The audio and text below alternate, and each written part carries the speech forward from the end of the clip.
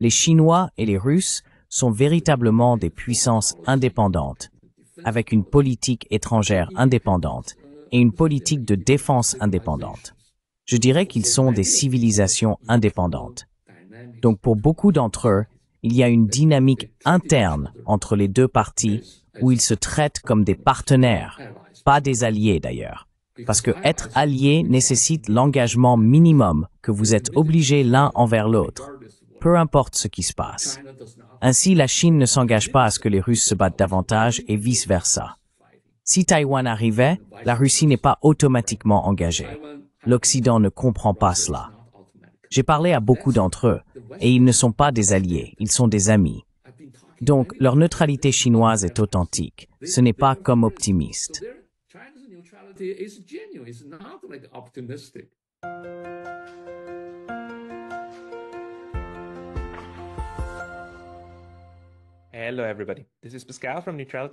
Bonjour à tous, c'est Pascal des études de neutralité. Et aujourd'hui, je parle à nouveau avec le Dr Yu Bin, un grand expert de la Russie et de la Chine. Le Dr Yu Bin a obtenu son doctorat à l'université de Stanford et il est chercheur principal au Centre d'études russes de l'Université normale de Chine de l'Est à Shanghai et l'auteur de 6 livres et de plus de 150 chapitres. Plus impressionnant encore, le doctorat, Yu Bin écrit des mises à jour trimestrielles approfondies sur les relations sino-russes depuis 25 ans. Elles sont toutes disponibles gratuitement en ligne sur Comparative Connections. Le lien sera ci-dessus dans la description. Yu Bin, bienvenue à nouveau.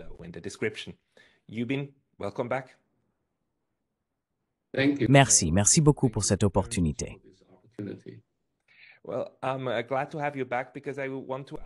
Eh bien, je suis content de vous avoir de retour, parce que je veux vous poser quelques questions plus tard sur la Russie et la Chine. Mais j'aimerais commencer par un article que vous avez écrit récemment, dans lequel vous vous concentrez vraiment sur le rôle de Munich.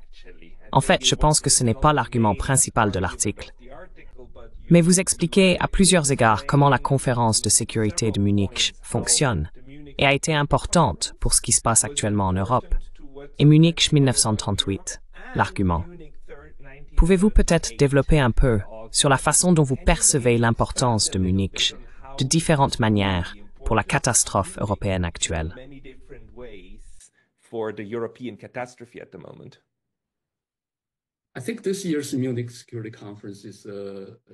Je pense que la conférence de sécurité de Munich de cette année est tout sauf dramatique. Et je pense que c'est là que nous avons commencé à voir l'ancien Ouest, les Européens et les Américains, s'éloigner les uns des autres. Cela a finalement culminé dans un débat très animé à la Maison-Blanche, une discussion entre le président Trump et le président ukrainien Zelensky sur la manière de faire la paix, comment arrêter la guerre. Je pense que les Européens ont été pris entre deux feux dans ce scénario munichois et ils ont crié au loup. C'était une répétition de l'apaisement de la trahison de Munich. Donc c'est un peu comme ce que je vois comme un Munich éternel. Depuis 1938, c'est devenu une telle icône dans l'esprit de l'Occident collectif que tout, vous savez, comme la négociation ou le compromis, en est influencé.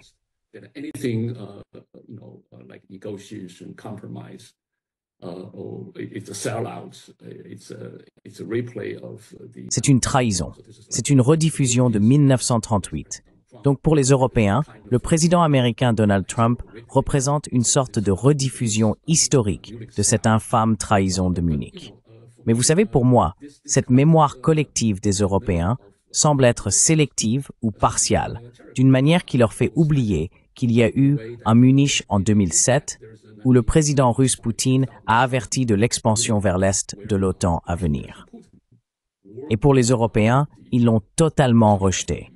Ils ont dit que ce n'était pas souhaité, qu'il fallait se détendre et que tout irait bien.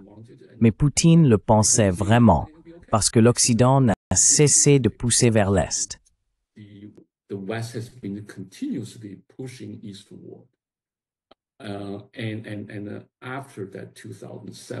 Et après ce discours de Munich en 2007 que Poutine a prononcé, vous savez, l'Occident a effectué 3 ou 4 autres vagues d'expansion vers l'Est aboutissant finalement au jour du jugement, c'est-à-dire la guerre sur l'opération militaire russe en Ukraine. Donc tout cela concernait le choix sélectif de la mémoire de Munich qui a ses conséquences ou répercussions contre les Européens eux-mêmes. C'est donc un moment très sensible. Mon article voulait vraiment souligner que parmi tous les problèmes ou tout ce que le président américain Trump a fait au pays et à l'étranger, il a été très brutalement honnête sur la fausseté de cette capitulation de Munich.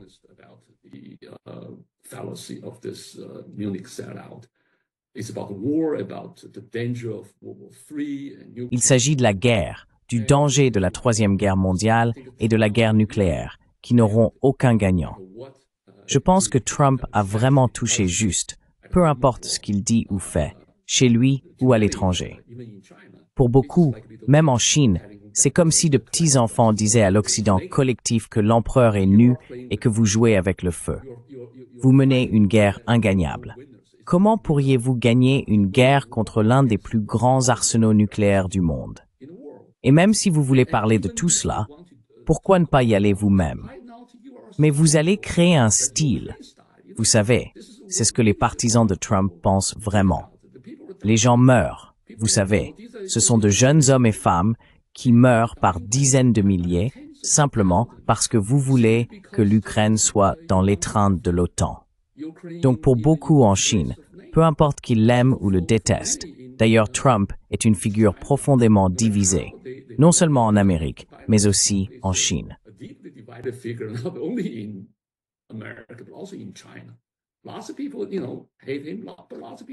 Beaucoup de gens, vous savez, le détestent, mais beaucoup de gens disent, eh bien, donnez-lui du temps, donnez-lui une chance. Vous savez, c'est peut-être une opportunité unique dans une vie. Peut-être que dans 4 ans, les Américains retourneront en guerre. Donc Trump a, vous savez, les Européens se comportant d'une manière qui montre vraiment qu'ils ne se soucient pas de la vie humaine. Mais pour beaucoup, en Chine, c'est la neutralité que la Chine a adoptée et prêchée dans ce monde très dangereux, que j'appelle le monde nouveau et audacieux de Trump 2.0, où le mélange toxique d'armes de destruction massive et d'intelligence artificielle. Et les Européens doivent comprendre qu'il y a des limites à la façon dont vous pouvez étirer cette analogie de Munich, qui est d'ailleurs très toxique.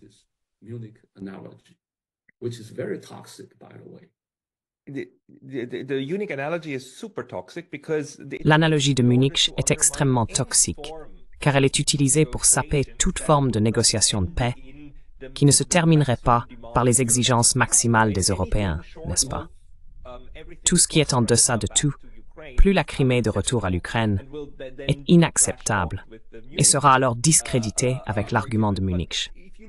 Mais si vous regardez cela depuis la Chine, et aussi si vous êtes en contact avec tous vos collègues à Shanghai et dans le monde de la réflexion politique en Chine, comment cela est-il perçu depuis la Chine, comme ce que l'Europe fait en ce moment?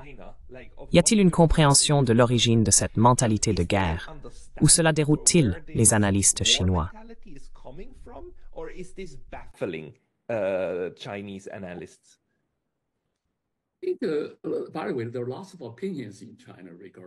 Je pense d'ailleurs qu'il y a beaucoup d'opinions en Chine concernant la guerre en Ukraine et les Européens. Vous savez, à propos de ce genre de fossé apparemment croissant entre l'Amérique de Trump et les libéraux intransigeants en Europe ou les partis bellicistes en Europe. Certains voient cela comme peut-être une opportunité pour les Chinois de prendre des mesures pour améliorer la relation avec l'Europe qui a été assez difficile ces dernières années. D'autres voient certaines limites à cela.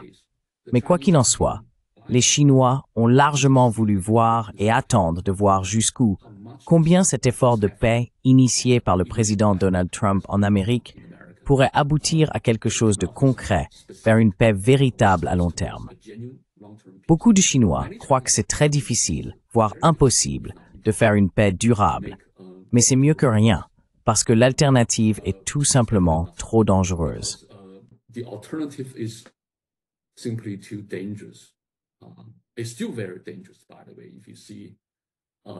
C'est toujours très dangereux, d'ailleurs, si vous voyez les Européens se rassembler maintenant avec une réunion des ministres de la Défense ou des chefs d'état-major avec les Américains, ils deviennent plus indépendants. Et les Français parlent d'étendre leur dissuasion nucléaire à l'Est et à d'autres membres de l'Union européenne, ainsi que de l'idée de 30 000 soldats de la paix en Ukraine, indépendamment de ce que pensent les Russes. Ils savent exactement que les Russes ne sont pas d'accord avec cela. S'il y a une quelconque possibilité de maintien de la paix en Ukraine, cela doit se faire sous la direction de l'ONU. Et c'est une autre façon dont la Chine le voit. À l'avenir, si l'ONU est effectivement invitée et autorisée à entrer dans ce processus, les Chinois pourraient jouer certains rôles, notamment dans le maintien de la paix, car depuis 1990, lorsque la Chine a commencé à s'engager dans les efforts de maintien de la paix dirigés par l'ONU, la Chine a engagé quelque chose comme 20 000 ou 30 000 personnels dans des opérations de maintien de la paix à travers le monde. To peacekeeping operations around the world. And China is the largest contributor in both main. Et la Chine est le plus grand contributeur en termes de personnel et d'argent aux opérations de maintien de la paix de l'ONU parmi les 5 membres du Conseil de sécurité de l'ONU. Donc, la Chine est dans ce domaine depuis très longtemps et une douzaine de personnes sont mortes. Je veux dire, les casques bleus chinois sont morts, mais les Chinois parlent de cette possibilité, mais seulement si l'ONU s'engage. C'est ainsi que les Chinois aimeraient voir un développement positif dans cet effort pour rechercher certains arrangements de paix ou un cessez-le-feu. C'est très difficile parce que les Chinois comprennent par leur propre expérience que passer d'un cessez-le-feu à la paix, à la stabilité, à une stabilité durable est très très difficile. Nous pouvons parler de la question coréenne d'ailleurs. Les Chinois ont beaucoup d'expérience. Et je ne sais pas combien j'en parlerai.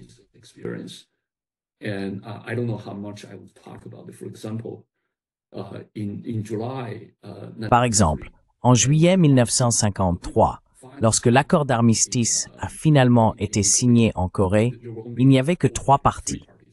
La Corée du Sud a refusé de signer l'accord et a en fait essayé de saper le processus de paix en prenant des opérations unilatérales et en essayant particulièrement de perturber le rapatriement des prisonniers de guerre. Ainsi, l'accord, qui n'était pas un traité mais une sorte d'accord d'armistice, l'accord de trêve, a été signé uniquement par 3 parties, les Chinois, les Nord-Coréens et les Américains. C'était le cas jusqu'à aujourd'hui, et la Corée du Sud n'était pas présente. Encore plus dramatique et fascinant, les Américains et les Chinois avaient en fait une sorte de compréhension tacite stratégique, selon laquelle les Chinois ont lancé la dernière opération, l'opération King Song, qui a duré 5 jours et a directement ciblé uniquement les positions sud-coréennes.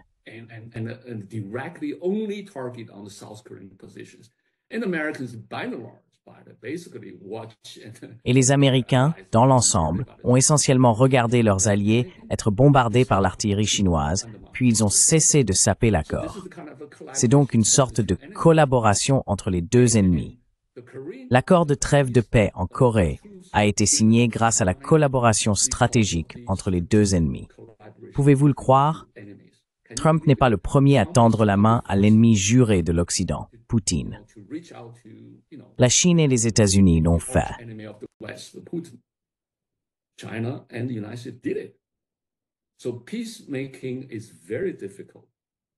Faire la paix est donc très difficile et très délicat. Et je ne sais pas comment cette approche actuelle mènerait à une quelconque spécificité. Jusqu'à présent, ça va, mais avec beaucoup de problèmes. Des problèmes comme la posture publique. Vous savez, le commandant en chef, que j'appelle le commandant en affaires des États-Unis, Donald Trump, s'adresse toujours au public.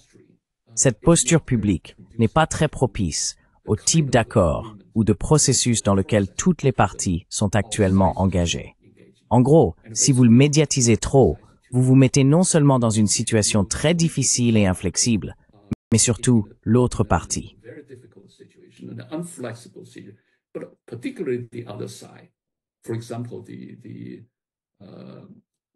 Par exemple, les récentes discussions entre les États-Unis et les Ukrainiens en Arabie Saoudite.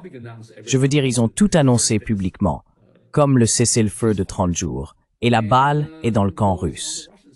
Donc, ils n'ont même pas pris la peine de conclure l'accord à huis clos.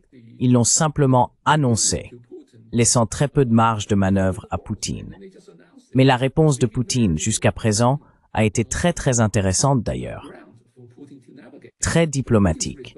Je pense qu'il laisse beaucoup d'espace à l'autre côté, tout en essayant de préserver et de protéger les intérêts russes. Donc je pense qu'il y a une sorte de va-et-vient. So I think there's a kind of a back and forth. I would say it's too much publicity in a way. Je dirais qu'il y a trop de publicité dans le processus de paix actuel. Mais quoi qu'il en soit, les Chinois ont été patients. Et c'est exactement ce que les Chinois veulent. C'est exactement ce que le monde voulait.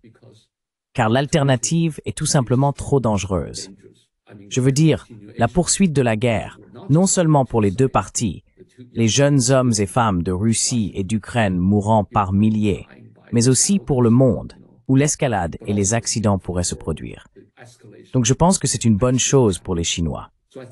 Les Chinois ont été relativement discrets ces derniers temps, parce que c'est ce qu'ils prônent. Parlons. Voilà ce que je vois.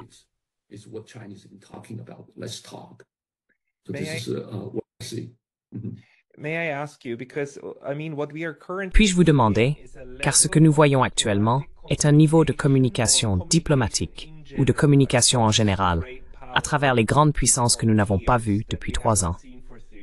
Et je suis d'accord avec vous que d'une part, tout rendre public est problématique.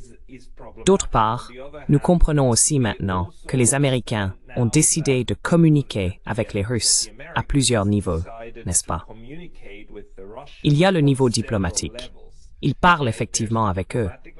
Et nous ne savons pas s'ils nous disent tout ce qu'ils disent, n'est-ce pas?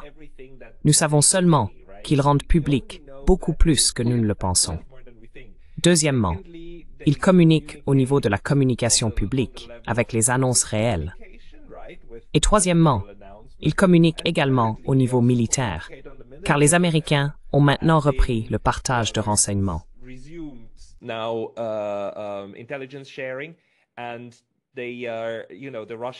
Et les Russes, en même temps, communiquent également qu'ils ne vont pas arrêter leur intervention militaire à moins que certains points ne soient résolus. Donc, ils ont toujours une communication militaire. C'est une façon horrible de communiquer, mais c'en est une. Ils envoient constamment des signaux, n'est-ce pas? J'ai parlé à Michael van der Schulenburg, un ancien sous-secrétaire de l'ONU, qui a été impliqué dans de nombreuses négociations. Ce qu'il a dit, c'est qu'en général, le processus dans lequel nous sommes est un processus où l'on peut voir comment les deux parties, comme vous l'avez dit auparavant, ont des intérêts stratégiques communs et jouent d'avant en arrière afin d'aboutir à un cessez-le-feu à un moment donné. Pensez-vous que les Chinois attendent également en marge? Ou les Chinois essaient-ils à ce stade de soutenir ce processus d'une manière ou d'une autre?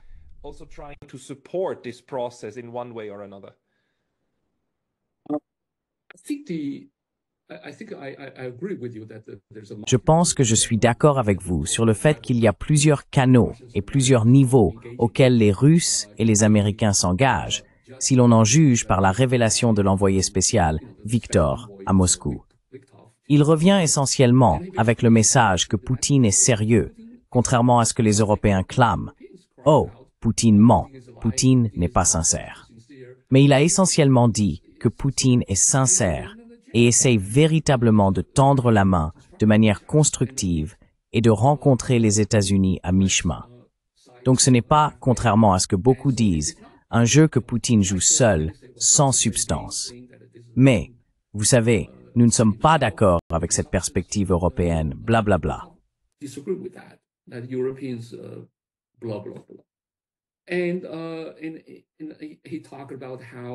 Et il a parlé de la façon dont, je veux dire sans entrer dans les détails, par exemple, il a discuté avec la partie russe, de Poutine et d'autres questions, comme la mer Noire, et comment la navigation et les ports seront gérés. Avec le cessez-le-feu, comment les centrales électriques seront sécurisées. Donc, ce sont beaucoup de détails et ces choses ont déjà reçu une réponse positive de la part des États-Unis. Je viens de lire, vous savez, avant notre conversation, la porte-parole de la Maison-Blanche, et elle a dit en gros que le président Trump est les deux parties sont très proches de quelque chose de très significatif. Et il parle de beaucoup de questions spécifiques. Une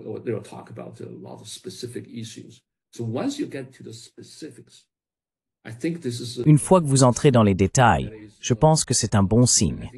C'est-à-dire que je pense que le côté russe essaie vraiment de rencontrer la Maison-Blanche. Bien sûr, il y a encore une certaine distance entre les trois parties d'ailleurs. Par exemple, les Russes voudraient toujours, par exemple, une garantie que cela sera écrit. Le cessez-le-feu mènerait à une paix et une stabilité durable, car les Russes insistent là-dessus. Et les Russes, par exemple, veulent toujours que ces territoires occupés soient eux-mêmes. Ils ne sont pas disposés à négocier cela. Donc ils ont dit, nous avons les élections, toutes sortes de choses. Donc les Russes voulaient cela. Et les Américains veulent vraiment geler la situation pour le moment.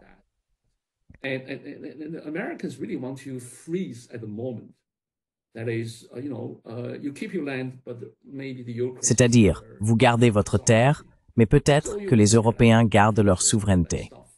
Donc, vous allez trouver une solution à l'avenir, mais arrêtons de nous battre. Mais la Maison-Blanche a réalisé qu'il n'y a pas d'espoir. Ils en ont parlé publiquement à plusieurs reprises. Cela ne sert à rien. Il est impossible de revenir soit à 1991, soit à 2014, vous savez, quand la Crimée a été prise. Mais la Maison-Blanche veut vraiment un cessez-le-feu immédiat. Donc c'est un vrai dilemme pour les Ukrainiens.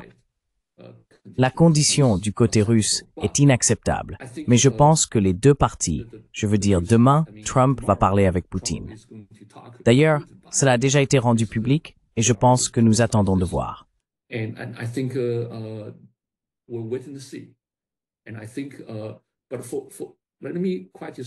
je pense, mais permettez-moi de résumer ce que les Chinois voient comme la stratégie russe. Ce n'est pas seulement ma position. Je pense avoir parlé et communiqué avec pas mal de russologues bien connus, vous savez, des spécialistes de la Russie. Ils ont tendance à voir l'approche ou la position actuelle de la Russie essentiellement axée sur trois domaines. C'est comme ce que vous venez de décrire, les militaires ou les dirigeants de haut niveau. Il y a trois questions distinctes, mais interconnectées. Premièrement, les Russes veulent avoir ce qu'ils considèrent comme une solution à long terme à la guerre, pour arrêter la guerre, mais à condition que cela mène à une paix véritable et durable. C'est le numéro 1. Deuxièmement, les Russes veulent profiter de cette opportunité pour améliorer leurs relations avec les États-Unis. Alors, la relation russo-américaine doit-elle être restaurée et améliorée en saisissant cette opportunité unique au cours des 3 ou 4 prochaines années?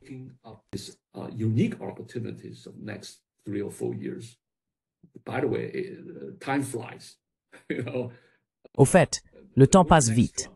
Il n'y aura pas un autre Trump. Peut-être quelqu'un d'autre. Mais Trump sera parti dans 3 ou 4 ans.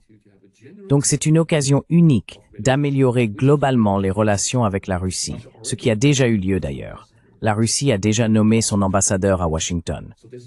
C'est donc le deuxième domaine sur lequel les Russes travaillent. Le troisième est d'alléger ces sanctions des États-Unis, particulièrement des États-Unis à ce stade.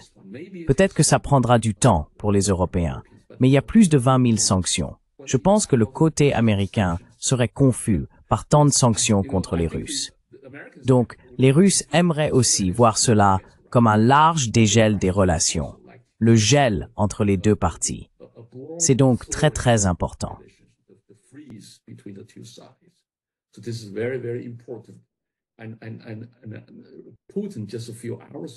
Et Poutine, il y a seulement quelques heures, a signé un accord, je veux dire un décret présidentiel, pour permettre à plusieurs grands fonds spéculatifs aux États-Unis de se reconnecter avec leurs actifs ou d'acheter des actions de sociétés énergétiques ou gazières russes. Donc essentiellement, dégeler ceci du côté russe. Je pense que Poutine fait le premier pas. C'est un signal très important pour le côté américain que les Russes prennent déjà des mesures.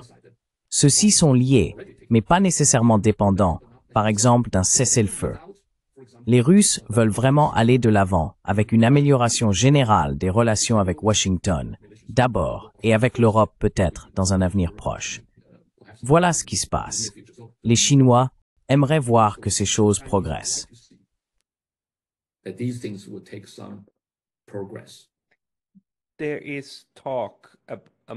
Il y a des discussions parmi de nombreux analystes, selon lesquelles l'une des stratégies de l'administration Trump pourrait être ou est probablement une amélioration des relations avec la Russie afin d'avoir plus de temps pour se concentrer sur la Chine et augmenter la pression dans le Pacifique. Parce qu'il y a des gens qui le disent. Je veux dire, le secrétaire à la Défense Mattis l'a effectivement dit. Les Européens devraient assumer la responsabilité en Ukraine afin que vous puissiez partager le fardeau et que les États-Unis aient plus de temps pour se concentrer sur la Chine. Maintenant, croyez-vous cela? Et deuxièmement, pensez-vous que la Chine en fait dans vos cercles? Les gens pensent réellement que c'est une menace, qu'il pourrait y avoir quelque chose qui se prépare et qu'il pourrait y avoir un fossé, que les États-Unis pourraient essayer de créer un fossé entre la Russie et la Chine.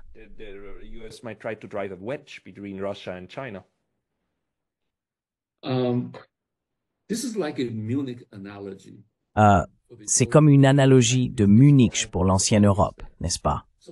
C'est toujours là dans l'esprit de beaucoup en Occident que vous savez, tout ce qu'ils essaient de faire avec Moscou servirait de cible à un tiers.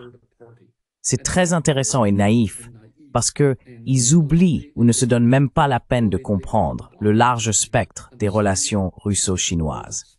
Cela a été une relation très, je dirais, vous savez, c'est mon point de vue de longue date, que c'est une relation normale. C'est une relation pragmatique. C'est une relation stable au milieu de ces méga changements dans le monde. Vous savez, c'est quelque chose dont je parlais, qu'en Amérique, la relation transatlantique et tout est à grande vitesse, mais la relation russo-chinoise est très stable. Stable, non pas parce qu'ils s'aiment, mais à cause des intérêts fondamentaux de chacun. La Chine et la Russie ont dépassé l'oscillation entre l'amour et la haine, comme la guerre froide, comme la lune de miel et le divorce. 10 ans de lune de miel entre 1949-59, suivi de 30 ans de divorce de 1960 à 1989.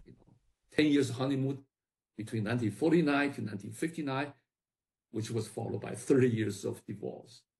It's 1960 to 1989. And that's very, I would say, detrimental. Et c'est très, je dirais, préjudiciable aux intérêts stratégiques et à long terme des deux parties. Et les deux parties ont tiré des leçons de cela. Elles ont investi tellement dans la stabilité et le renforcement de la confiance dans leurs relations bilatérales. L'un des points clés, je dirais, est un accord entre les deux parties pour maintenir la stabilité et la paix le long des plus de 4000 kilomètres de frontières. C'est très important, car cela était autrefois quelque chose auquel les deux parties consacraient une grande partie de leur richesse et de leur puissance nationale, et cela a nui aux deux parties. Donc c'est quelque chose de très différent du passé.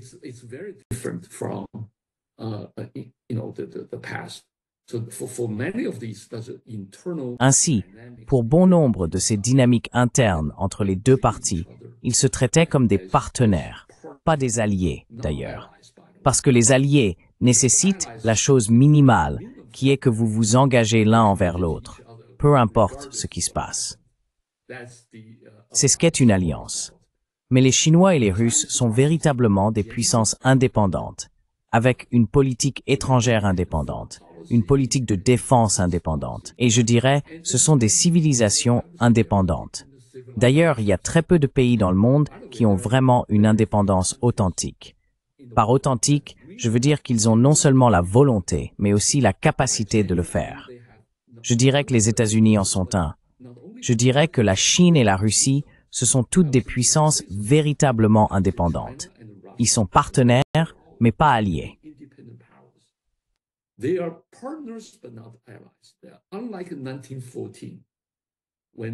Ils ne sont pas comme en 1914, lorsque les alliés des deux côtés étaient des parties belligérantes engagées les unes envers les autres.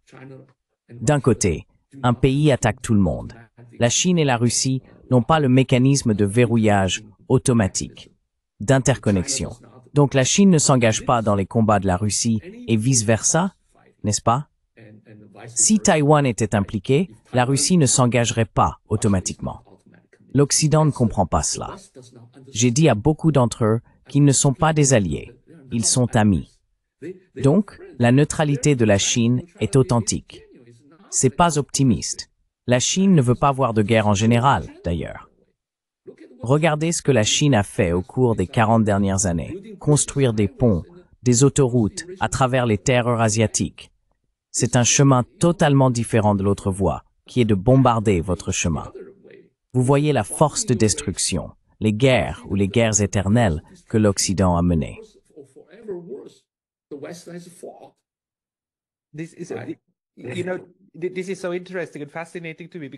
C'est tellement intéressant et fascinant pour moi, parce que je pense que vous avez absolument raison.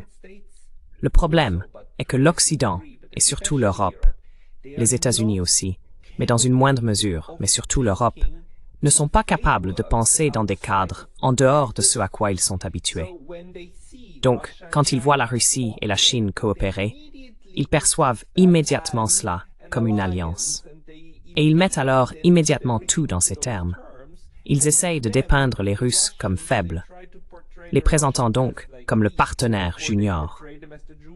Ils perçoivent tout dans ce sens étrange de qui domine qui, parce que c'est ce qu'ils font. C'est ainsi qu'ils agissent avec les autres. Mais c'est une véritable incompréhension de la façon dont la Russie et la Chine coopèrent, n'est-ce pas?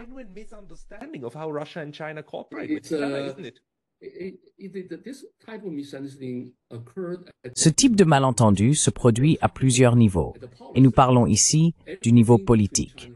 Tout ce qui se passe entre la Chine et la Russie doit être une conspiration contre l'Occident ou l'Amérique sous Biden ou autre.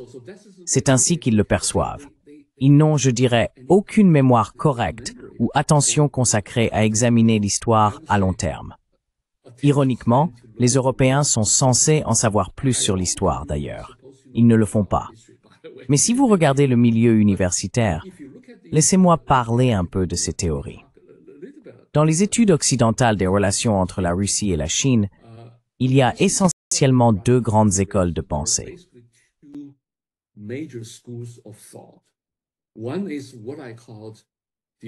L'une est ce que j'appelle l'école alarmiste. Tout ce qui se passe entre la Russie et la Chine est alarmant pour l'Occident. Il doit essayer de travailler ensemble. C'est donc un côté extrême du monde académique. Il y a un autre côté extrême qui dit « D'accord, peu importe, ils ne vont rien faire ». C'est ce que je considère comme les limites de ces écoles. Peu importe ce qui se passe entre la Russie et la Chine, elles sont fondamentalement différentes. Elles ont des cultures différentes, des histoires différentes, des religions différentes et des systèmes politiques différents. La Russie et la Chine sont loin de l'époque de la guerre froide. Les deux étaient communistes à l'époque. Maintenant, la Chine est toujours communiste, tandis que la Russie est revenue vers l'Occident.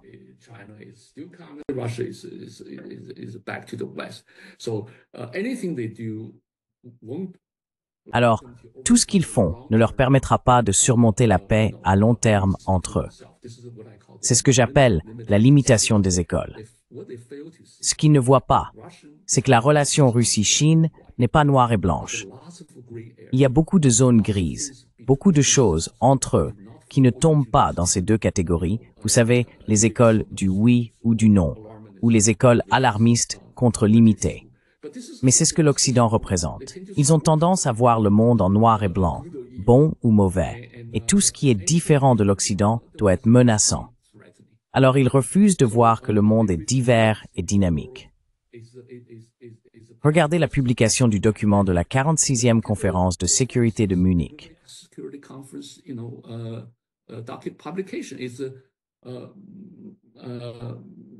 C'est une multipolarisation. D'ailleurs, le thème de cette conférence de Munich est très intéressant. Pour la première fois, ils essaient de s'affirmer loin de Washington. Ils anticipent une différence avec Washington. Alors ils commencent à parler, vous savez, de multipolarité. C'est ce dont les Russes et les Chinois parlent depuis des décennies, mais leur multipolarité est totalement différente. Si vous lisez le document attentivement, ils semblent vraiment un peu mal à l'aise avec la direction que prend le monde. Ils utilisent encore les mots « les puissances démocratiques » et « autocratie ». Tout ce qui n'est pas occidental est menaçant. Anything non-West is threatening. So multipolarity or multipolarization is La multipolarité ou la multipolarisation s'étend aux intérêts fondamentaux de l'Occident. C'est de cela qu'il s'agit à Munich. Même s'il semble progresser depuis l'unipolarité, il se méfie toujours profondément du Sud global. Lorsque le ministre chinois des Affaires étrangères, Wang Yi, a prononcé son discours à Munich cette fois-ci, il a parlé de la Chine comme d'une force de stabilité et de développement. Peu importe les changements dans le monde, la Chine resterait sur sa voie, se consacrant à la stabilité, au développement, à la paix et à la coexistence civilisationnelle, ce qui inclut l'Occident. D'ailleurs, lorsque l'essor occidental s'est produit au cours des 500 dernières années, cet essor s'est fait aux dépens du non-Occident. That rise of the West was at the expense of the non-West. Because if you just look at the colonization, imperialism, Parce que si vous regardez simplement la colonisation, l'impérialisme, la traite des esclaves et les guerres de l'opium, laissez-moi tranquille. C'est l'ascension de l'Occident aux dépens du reste. Mais l'ascension du reste ne suit pas nécessairement le même chemin. L'Occident a toujours sa propre place. Le seul changement dans le futur monde multipolaire que la Chine et peut-être la Russie préféreraient voir est que les pays, grands et petits, aient un pouvoir égal, un statut égal et des droits égaux. L'Occident a aussi sa propre place. Cela ne signifie pas la fin de l'Occident. Cela signifie seulement la fin de la manipulation occidentale et des guerres contre le non-Occident. À part cela, l'Occident fait partie du globe en tant que partenaires égaux. C'est donc quelque chose dont l'Occident a peur. Ils ne sont plus centrés sur l'Occident. they're no longer West-centered. That's the, yeah, go ahead. C'est le... Oui, allez-y. Désolé, je dois vous demander parce que je pense que je perçois la Chine comme extrêmement patiente. Extrêmement patiente avec l'Occident, surtout avec les Européens. Car chaque fois que les Européens vont en Chine, ils ont tendance à donner des leçons à la Chine sur toutes sortes de sujets comme le libre-échange, les droits de l'homme, les Ouïghours, etc.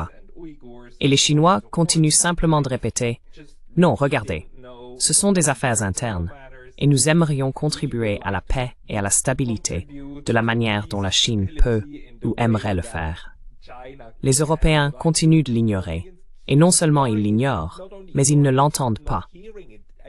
Je pense qu'ils sont véritablement incapables de comprendre les arguments venant de Pékin. Maintenant, en même temps, Pékin est extrêmement patient.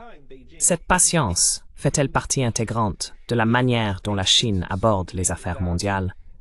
Ou est-ce quelque chose de stratégique qui pourrait à un moment donné s'épuiser? Et vous savez, la Chine pourrait changer son approche.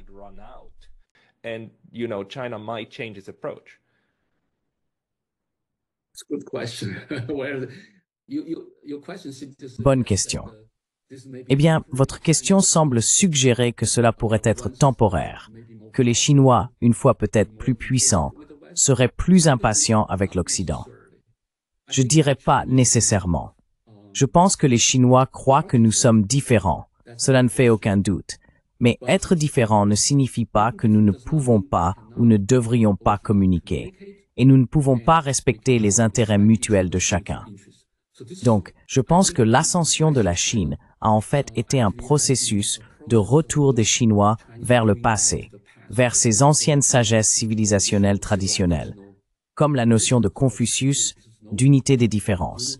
D'ailleurs, c'est le sujet dont j'ai parlé brièvement à l'université de Kyoto. Donc, nous sommes différents. C'est d'accord. Nous sommes différents. Nous ne sommes pas en colère contre vous-même si vous savez très peu de choses sur la Chine, mais vous pouvez regarder et voir par vous-même. Vous savez, la notion d'unité des différences signifie essentiellement que nous pouvons unir le monde ensemble, précisément parce que nous sommes différents. we can unite, work together precisely because we are different. And this is totally different from the Western notion Et cela est totalement différent de la notion occidentale. La notion occidentale est l'unité de la similitude. Vous savez, regardez l'OTAN, regardez l'Union européenne, regardez la coalition des démocraties que Biden a promue pendant 4 ans. Ils ne sont uniques avec des pays ayant des systèmes similaires, des civilisations similaires, des religions similaires. C'est de cela que parle la politique identitaire.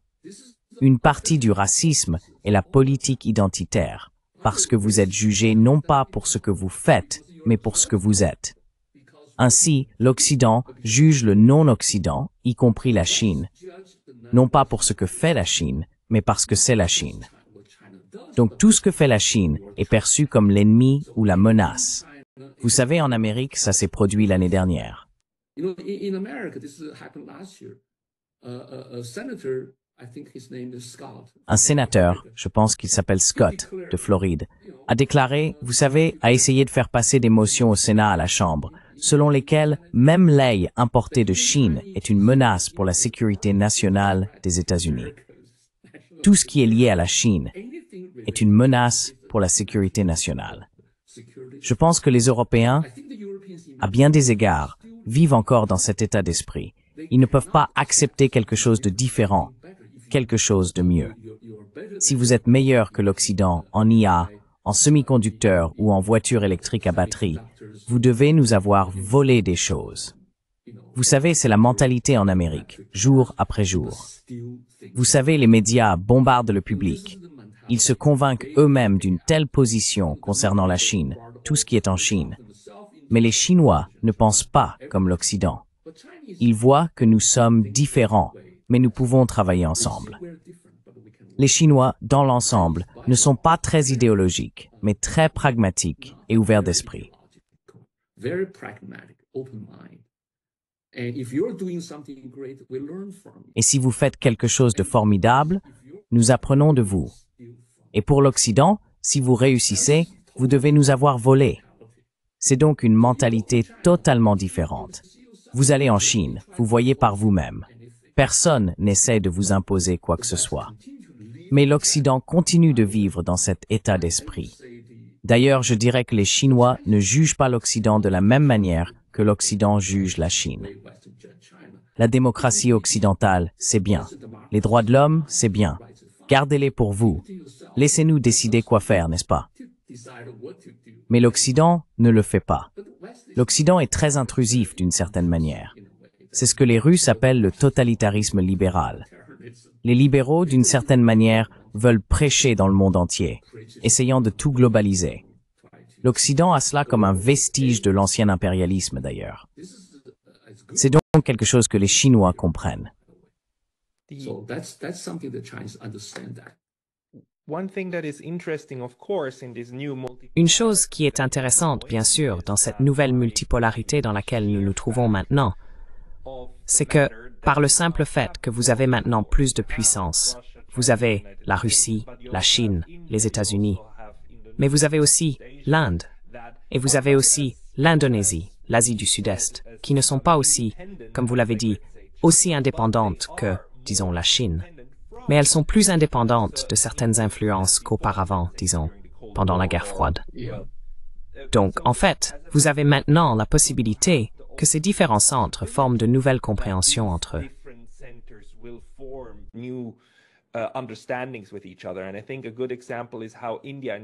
Et je pense qu'un bon exemple est la manière dont l'Inde et la Chine gèrent leurs différences.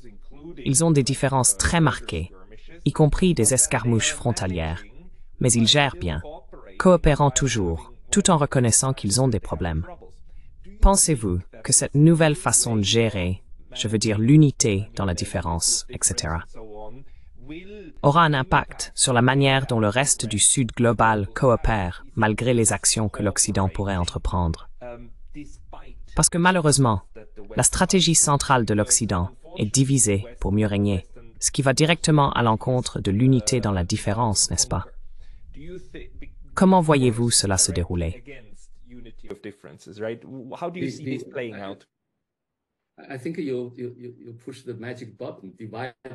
Je pense que vous avez appuyé sur le bouton magique. Diviser pour régner. C'était le passé. Diviser pour régner. C'est la stratégie de l'Occident. C'est toujours la stratégie d'ailleurs, diviser le non-Occident. Et j'ajouterais, diviser et quitter. C'est le titre du livre. Dans les années 60, comment les Britanniques ont quitté le sous-continent, laissant le Pakistan et l'Inde dans un état de guerre perpétuel, diviser et quitter.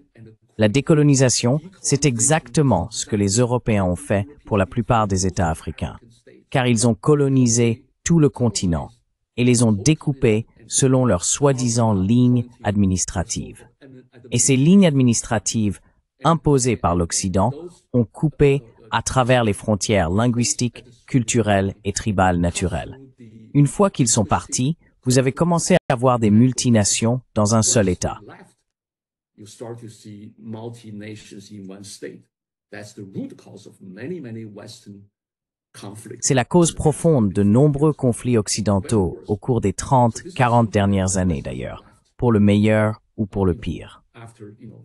Donc c'est quelque chose que l'Occident a laissé, vous savez, principalement après la Seconde Guerre mondiale. Mais la question que vous posez est dans quelle mesure le Sud global maintenant, c'est un terme à la mode, sera capable ou à travailler ensemble pour cette soi-disant unité de différence. Évidemment, c'est un processus en cours depuis des décennies. Permettez-moi de vous donner quelques exemples. L'un d'eux est l'Organisation de coopération de Shanghai. Elle existe depuis l'année 2001. Avant cela, c'était les 5 de Shanghai entre la Chine, la Russie et plusieurs États d'Asie centrale, gérant les questions frontalières et aussi la stabilité interne. Border issues and also internal stability, but in 2001, just a few months before September. Mais en 2001, juste quelques mois avant le 11 septembre, elle a été renommée Organisation de coopération de Shanghai. Maintenant, l'Inde, le Pakistan, l'Iran, l'Arabie saoudite et de nombreux pays du Moyen-Orient ont rejoint ce groupe.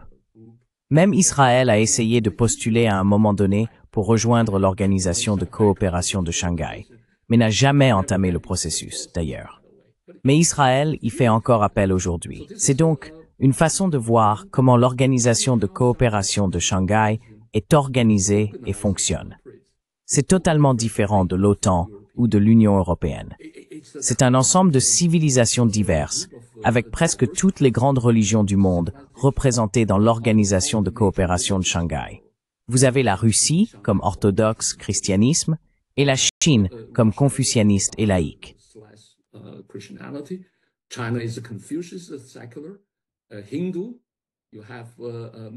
Hindou, musulman, vous savez tout cela. C'est loin du choc des civilisations qui dure depuis des décennies. Ouvrez les yeux. Je suis désolé, mais regardez cela. Bien sûr, ce n'est pas idéal. Ce n'est pas idéal, mais ils ont réussi à travailler ensemble sur de nombreuses questions internes et externes. Et ils essayent de gérer les frontières. D'ailleurs, les Russes ont effectivement utilisé l'Organisation de coopération de Shanghai pour médiatiser le différend frontalier entre la Chine et l'Inde. Saviez-vous cela? Les Russes ont effectivement invité les Chinois. C'est la réunion des ministres des Affaires étrangères à Moscou. Ils ont donc eu une conférence à 3. Cela s'est produit plusieurs fois. Ils ont essayé de médiatiser ces choses plutôt que d'en profiter ou diviser dans la salle. Announcing an already cooperation Shanghai. So this is Shanghai Cooperation Order. And the same thing happened to the BRICS. Et la même chose est arrivée aux BRICS. Vous savez, les BRICS sont essentiellement une organisation non occidentale ou du Sud global. Et bien sûr, le terme a été inventé par, vous savez, j'ai oublié son nom, un banquier américain. Mais, vous savez, il a pris sa propre vie. Donc, les BRICS aussi sont une organisation d'entités politiques, culturelles et civilisationnelles diverses, et elles travaillent ensemble. Encore une fois, il y a des problèmes au sein des BRICS. Ils ne sont pas tous. Vous savez, la Chine a un énorme pouvoir financier et économique par rapport aux autres, mais ils sont sur un pied d'égalité. Ils ont développé leurs bras financiers, la nouvelle banque des BRICS, et les Chinois essayent en fait de pousser leurs propres propositions. Comme le président Xi Jinping, au cours des 2 ou 3 dernières années, a fait 3 propositions majeures. Sa proposition de développement est une prospérité de développement global.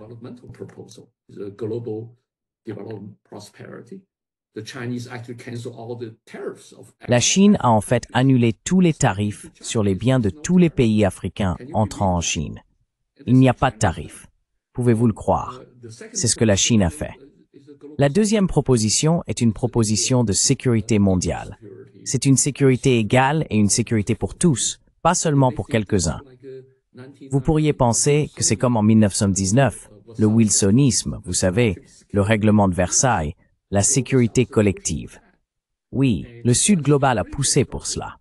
Et une fois que l'Ukraine a commencé, ils ont essayé de pousser pour, vous savez, des propositions de paix. Finalement, en septembre dernier, ils ont lancé les Amis de la paix à l'ONU. Beaucoup, vous savez, je pense, initiés par le Brésil, la Chine, et rejoints par l'Égypte, la Turquie et de nombreux pays du tiers-monde, du Sud global.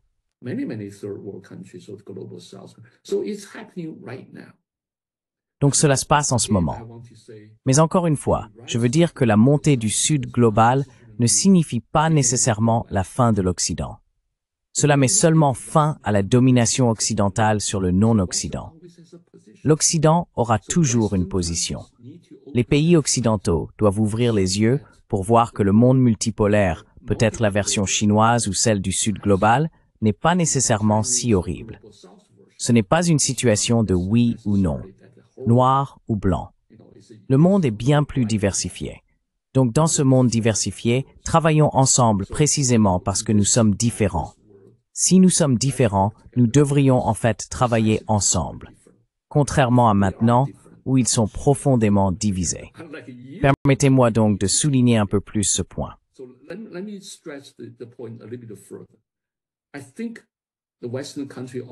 Je pense que les pays occidentaux soutiennent toujours que la démocratie est le meilleur système. Je suis d'accord que c'est le choix occidental. Je ne dis pas que c'est un mauvais système. Et peu importe comment vous y parvenez, le critère ultime pour voir la maturité d'une nation est de voir comment vous traitez les différents pays. Il est bien plus facile d'aimer son propre peuple. Comme les Japonais ont développé la culture chaleureuse, ils l'adorent. Ils s'inclinent tellement les uns devant les autres. C'est bien. C'est le minimum que vous devriez faire. C'est le minimum que les Noirs américains doivent être traités comme les Blancs. C'est le minimum. Ce n'est pas quelque chose comme la norme établie, mais le critère ultime pour le plus haut niveau de civilisation est de traiter quelqu'un de différent de vous.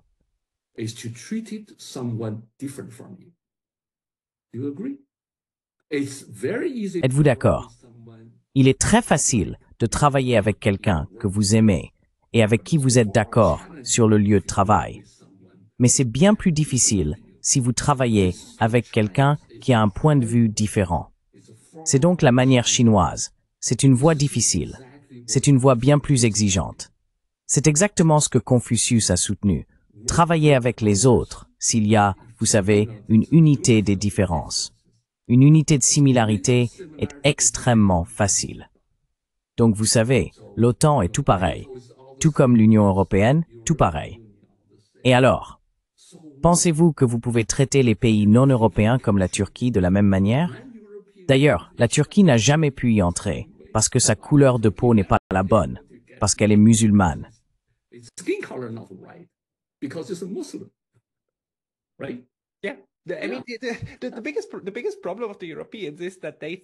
Le plus grand problème des Européens est qu'ils pensent que le colonialisme est terminé parce qu'ils ne le ressentent plus. Ils le pensent.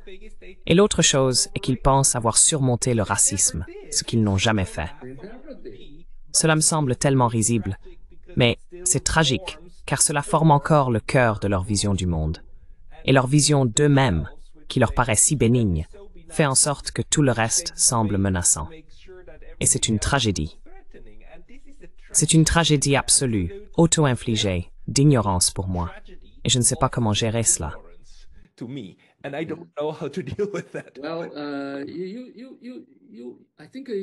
Eh bien, je pense que vous en savez plus sur l'Europe que moi, et une partie de vous vient d'Europe. Je respecte votre opinion. D'ailleurs, je respecte la culture occidentale. Je pense que la démocratie occidentale et le libéralisme ont leurs propres racines historiques, culturelles ou civilisationnelles.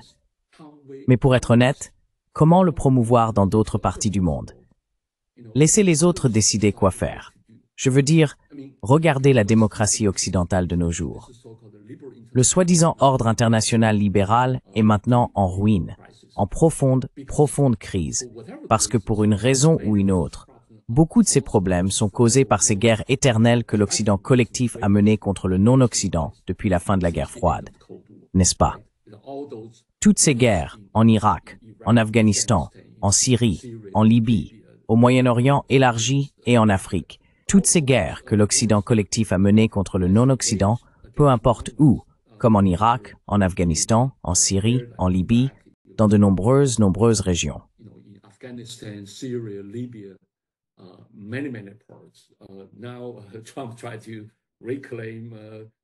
Maintenant, Trump a essayé de récupérer le golfe d'Amérique et du Mexique et le canal de Panama, ou même, peu importe. Exactement ces choses-là, vous savez, exporter ces choses vers le non-ouest a vraiment causé tant de souffrance en Occident. Vous savez, non seulement la montée des forces extrêmes dans de nombreuses parties du non-ouest, mais aussi les réfugiés et le sans-abrisme et vous savez, des millions. Regardez Gaza, je veux dire, c'est l'Holocauste du XXIe siècle. Il n'y a rien que vous puissiez faire à ce sujet. D'ailleurs, je pense qu'Israël et la Palestine méritent leur propre patrie. Mais regardez l'Occident. L'Occident a échoué à résoudre son propre problème. L'Holocauste a commencé en Occident. Maintenant, il est externalisé vers le non-ouest.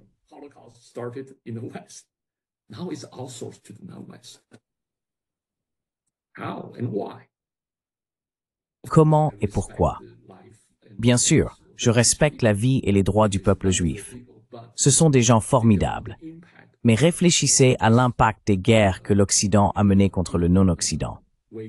Fondamentalement, je ne suis pas d'accord avec la notion de Huntington selon laquelle toute l'histoire du monde est une guerre civile occidentale. Il a écrit dans Le choc des civilisations. Depuis le traité de Westphalie, l'Occident n'a jamais cessé de se battre, et la guerre civile occidentale s'est finalement terminée en 1991, qui est la fin de la guerre froide. Mais il l'a appelée une guerre civile occidentale. Je pense que c'est une notion terriblement erronée, parce que dans toutes ces soi-disant guerres civiles occidentales, le non-Occident a toujours été impacté. Regardez la Première Guerre mondiale. Les pays du tiers-monde, vous savez, les pays non-occidentaux, ont combattu des deux côtés.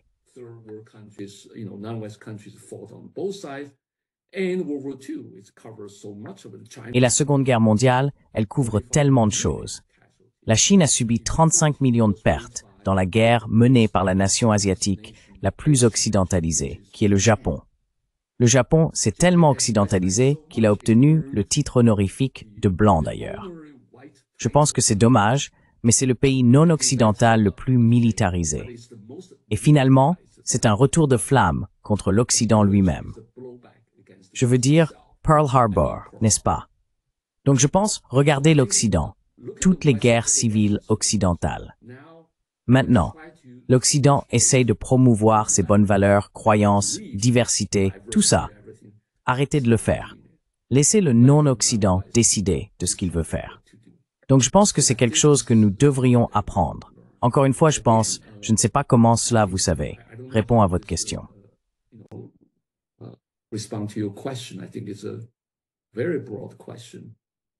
Je pense que c'est une question très large, mais je pense que la guerre en Ukraine, que j'appelle la guerre civile occidentale 2.0, est significative. Regardez la façon dont le président Trump gère la guerre en Ukraine et la guerre israélo-palestinienne. Je pense que c'est une priorité parce qu'au fond de son cœur, je crois qu'il ne veut pas voir des Européens tuer des Européens. Je peux me tromper, mais je pense que pour lui, c'est une tragédie. Pour moi, c'est aussi une tragédie. Je pense que les Ukrainiens et les Russes sont des gens formidables. Et regardez combien de femmes ukrainiennes sont maintenant enrôlées dans l'armée. 70 000. Maintenant, où sont ces hommes? Disparus. Et plus la position européenne est forte, pour plus d'armes et plus de soutien à l'Ukraine, plus les Ukrainiens mourront dans cette guerre ingagnable.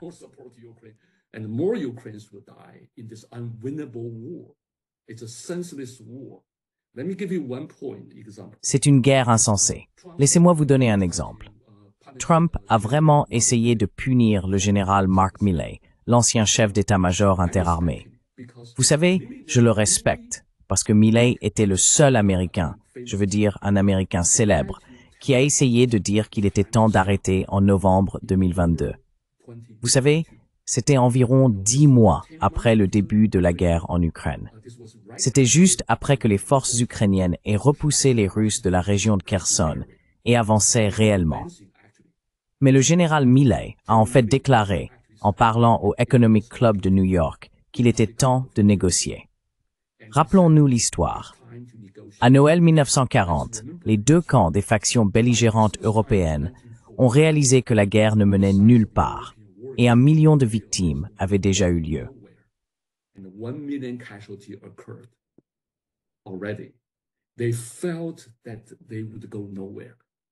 Ils pensaient qu'ils n'iraient nulle part, mais il manquait de courage pour pousser au compromis et à la paix. Alors tous les pays, tous les participants ont choisi la guerre. À la fin de la Première Guerre mondiale, 3 ans plus tard, 20 millions de personnes sont mortes. C'est quelque chose que Milley a dit. Il était le premier et le seul haut fonctionnaire à l'époque à en parler. Mais il a été rapidement écarté par l'administration Biden et depuis, personne n'en a parlé. Lui-même a essayé de clarifier sa position, d'ailleurs. C'est une tragédie que nous voyons encore de jeunes et même de vieux Ukrainiens se battre sur le front et mourir. Je me souviens qu'il y a 1 an, en mars 2023, le pape François en a parlé. Pope Francis talked about it. He talked, I cite. Il a dit, comme je l'ai mentionné, qu'il est acceptable de négocier. Négocier ne signifie pas se rendre. Il parlait de l'insistance du côté ukrainien. Vous savez, ils ont inscrit dans leur constitution qu'il n'y a pas de négociation avec Poutine. Mais le pape en a parlé. Cela ne signifie pas lever le drapeau blanc. C'est un honneur d'arrêter de se battre. Ce n'est pas une honte, mais il a été rapidement écarté et les Européens sont en colère contre lui. Ou les autres Européens aussi. Pensez-y, Milley et le pape, ces voix isolées. Jusqu'à présent, nous avons le président Donald Trump. Et c'est pourquoi, dans mon article, j'ai dit que Donald Trump méritait en fait le prix Nobel de la paix. Si les Européens lui permettaient de l'avoir, d'ailleurs.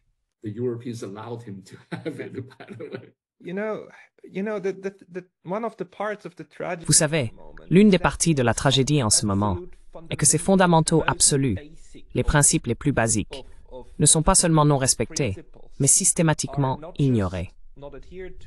Je veux dire, c'est juste une question de fait, de pure logique.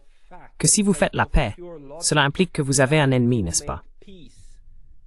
Et faire la paix signifie parvenir à un accord entre ennemis. C'est exactement ce dont il s'agit dans toute cette entreprise. Et c'est une notion si étrange en ce moment pour la faction de la guerre. Parce que la faction de la guerre et la logique de la guerre, bien sûr, veulent résoudre les problèmes par plus de guerre. Et ils présentent cela comme la paix. Mais bien sûr, ce n'est pas la paix. C'est la logique de la guerre. La logique de la paix est de parler à l'ennemi, point. Et c'est ce qui est intellectuellement criminalisé en ce moment dans ces quartiers de l'Occident. Ce n'est plus partout. Donald Trump est en train de décriminaliser cela dès le départ.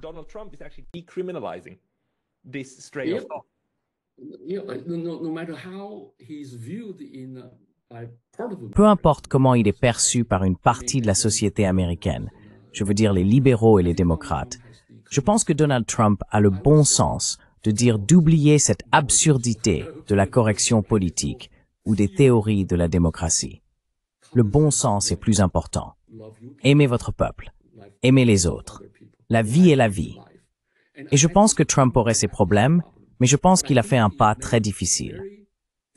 Personnellement, je voudrais dire, ce n'est pas nécessairement représentatif, mais je pense personnellement, je l'observe beaucoup. Je peux être en désaccord avec de nombreuses politiques du président Trump, mais je pense que j'aimerais voir ses efforts de paix réussir, au moins dans une certaine mesure, au moins pour ralentir la frénésie meurtrière de cette guerre. Et en parlant de cette force de paix ignorée par l'Occident, je pense que vous avez absolument raison. Permettez-moi de faire un point rapide. J'ai entendu il y a quelques heures à la télévision qu'ils allaient publier les documents Kennedy, John F. Kennedy, demain. They're going to release the Kennedy papers, John F. Kennedy tomorrow. Yes. Oui, nous parlons le 17 ou le 18 mars. Donc, au moment où cela sera en ligne, il pourrait déjà être sorti. Yeah. This is President Donald Trump. C'est ce que le président Donald Trump a dit aujourd'hui à la télévision. Et il parlait en fait de Tulsi Gabbard, son chef du renseignement. Tulsi Gabbard a effectivement répondu « Oui, nous allons publier quelque chose comme 20 000 pages de documents ». Le président John F. Kennedy, absolument l'une des raisons pour lesquelles il est mort, a été assassiné, c'est mon hypothèse. Il a antagonisé le complexe militaro-industriel. J'espère me tromper, mais je pense que c'est le cas. Mais au moins, il a fait, juste après la crise des missiles de Cuba, il a réalisé que la politique étrangère américaine ne devait pas seulement servir égoïstement les intérêts de l'Amérique. Il a donc prononcé un discours à l'Université américaine de Washington, et il parlait de paix pour tout le monde, de paix à long terme, de paix véritable, et de paix non seulement pour les Américains, mais pour les Soviétiques, pour les Russes. For the Americans, but for the Soviets, for the Russians. So that kind of thing is totally unacceptable. Ce genre de choses est totalement inacceptable, comme ce que fait Donald Trump aujourd'hui pour la vieille Europe et pour certaines parties de l'Amérique du Nord. Je veux dire, l'Occident collectif, ces partis de guerre, ces factions de guerre, ceux-là sont politiquement corrects. Et je pense d'ailleurs que je les appelle des faucons de pacotille, comme les Européens, parce qu'ils veulent faire la guerre, mais ils sont vraiment des poules mouillées. Ils n'ont pas d'armes. Ils veulent toujours que d'autres meurent pour eux. Je les appelle, c'est ce que certains Américains appellent ces civils, comme Bill Clinton, Hillary et Dick Cheney, et le jeune Bush, je veux dire, le président Bush. Ils ne combattent jamais dans une guerre, mais ils veulent des guerres éternelles. Donc, des faucons de pacotille, ces gens-là. Mais je pense que les Européens méritent le titre de faucons de pacotille. Bien sûr, peut-être inclure les Canadiens aussi. Of course, maybe include the Canadians too. But President Kennedy's quote-unquote crime. Mais le soi-disant crime du président Kennedy est qu'il a commencé à réaliser que dans l'ère nucléaire, la seule issue pour le monde entier est la paix pour tous. La façon dont il a rédigé son discours était très intéressante.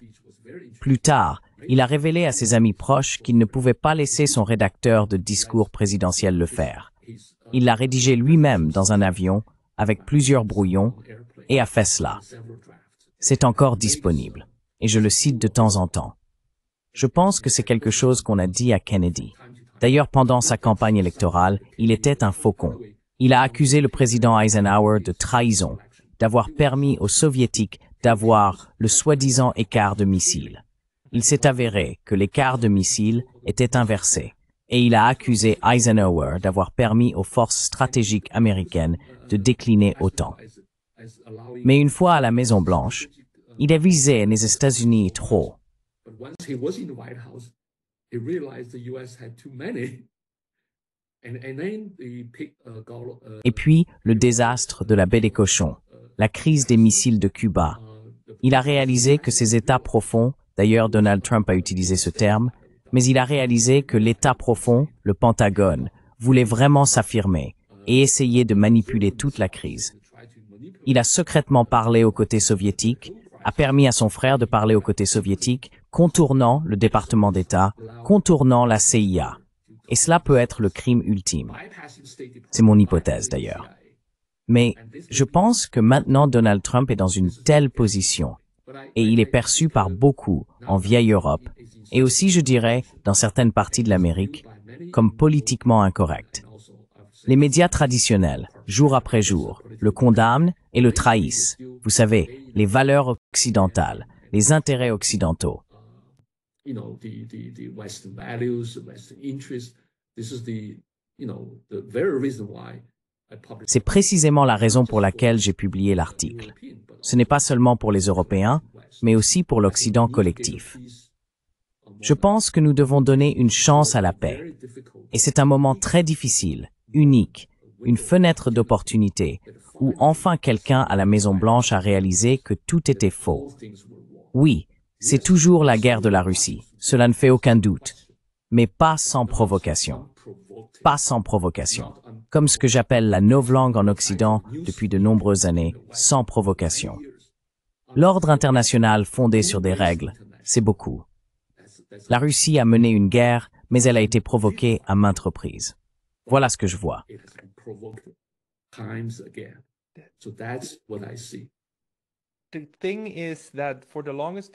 Le fait est que pendant longtemps, pendant les 500 dernières années, les Européens et les Anglo-Américains, ce collectif, ont pu imposer leur vision du monde à tout le monde. Ce sera la première fois que cela ne fonctionnera pas, et qu'ils devront revenir pour réexaminer leur propre cadrage. Et ce, non provoqué, va être un énorme recadrage. Et cela va faire mal, mais ce sera nécessaire pour comprendre où tout cela a si mal tourné.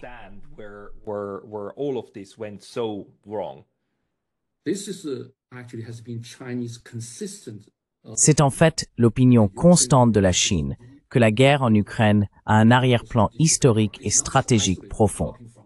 Ce n'est pas juste un événement isolé, tombé du ciel. C'est la raison pour laquelle les Russes veulent voir la source de la guerre. Donc sur cette question, les Chinois sont d'accord avec les Russes. Mais d'un autre côté, les Chinois aimeraient toujours que la souveraineté et les droits territoriaux de l'Ukraine soient préservés et reconnus. Cela va donc être un processus très long et difficile, pas en 24 heures d'ailleurs. Mais beaucoup de gens se moquent du président Trump. Je dirais, il faut donner une chance au président Trump. Je veux dire, c'est quelque chose que ce petit enfant, bien sûr, il n'a pas 80 ans, il a 68 ans, et c'est quelque chose qui, je dirais, n'a peut-être pas beaucoup de temps, mais le processus de paix est juste une brève fenêtre d'opportunité, et quelque chose que j'espère donnera des résultats plus positifs.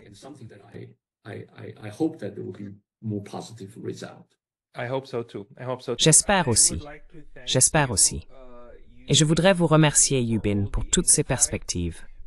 Les personnes qui souhaitent vous lire devraient aller sur Comparative Connections, je suppose. Et où publiez-vous habituellement vos analyses?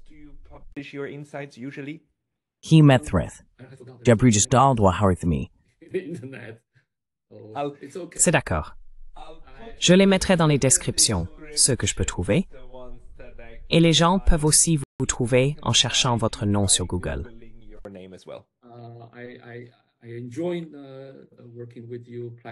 J'apprécie de travailler avec votre plateforme. Je pense qu'elle devient bien plus significative maintenant. Je pense que votre entreprise a commencé à un moment difficile et beaucoup de gens en doutaient. La neutralité est un mot sale et ce n'est pas le cas. Être au milieu est bien plus difficile que de prendre parti. Cela confond le fait d'être au milieu, d'ailleurs. Donc je pense que vous êtes dans un processus très héroïque et significatif. Je vous respecte en tout point.